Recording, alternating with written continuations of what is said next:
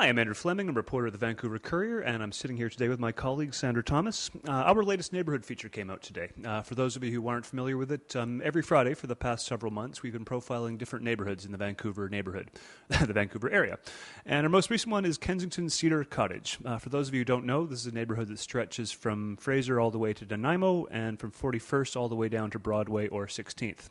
It's quite a sprawling neighborhood, a lot of different ethnicities and cultures represented in there, but one in particular these days is quite high profile.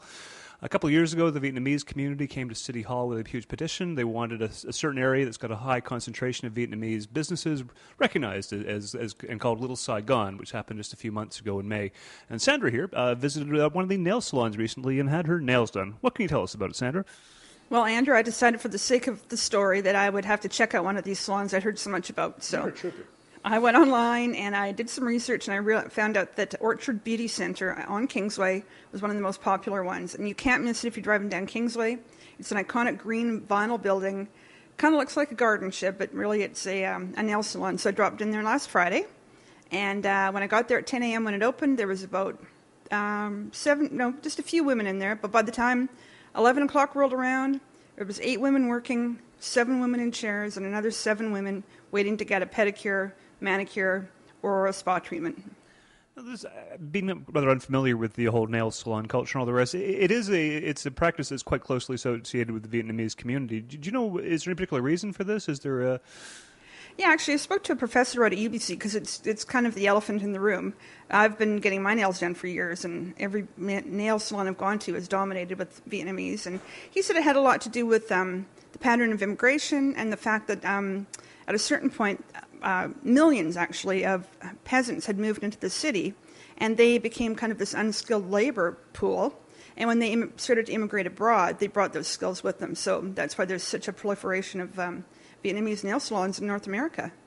Okay, so I would think nail salons, of course, is one thing people immediately think of Vietnam. Another, of course, is the faux noodle places and the soup. And I confess, I have such a love of the subs they make with the French bread. I mean, I always say colonialism is a bad thing, but the French legacy of leaving their fine French crusty breads, I think, has worked out well.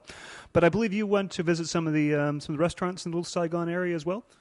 Well, I did. I got to visit one restaurant, but I did some research, and those little French sandwiches are extremely popular. There's a lot of bakeries, especially in the Little Saigon area, that people just rave about these. But what I heard about was actually a Chinese restaurant called Hoi's on Kingsway, which has been there for more than 30 years, with an original owner up until 4 years ago when he passed away. That's the first time it's changed management.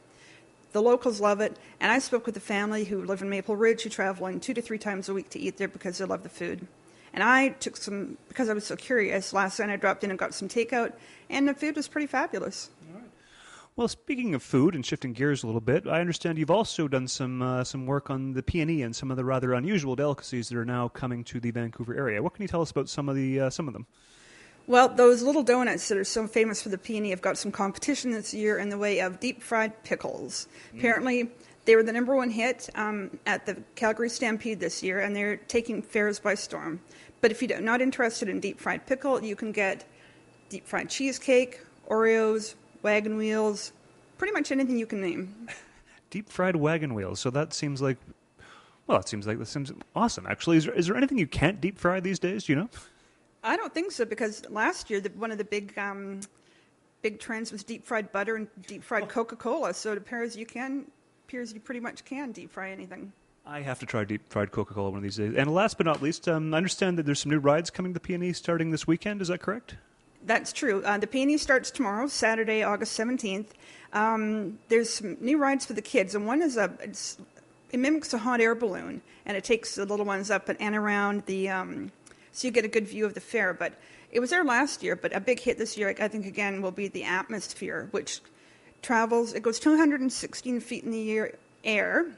You're suspended on a swing, and then it travels 70 kilometers an hour in a circle while you swing out, which is way too high for me, but a lot of people love it. Well, if you ever want a chance to throw up some deep-fried butter, it sounds like this could be your opportunity. I'm Andrew Fleming with Sandra Thomas. Thanks for tuning in. That's all we got.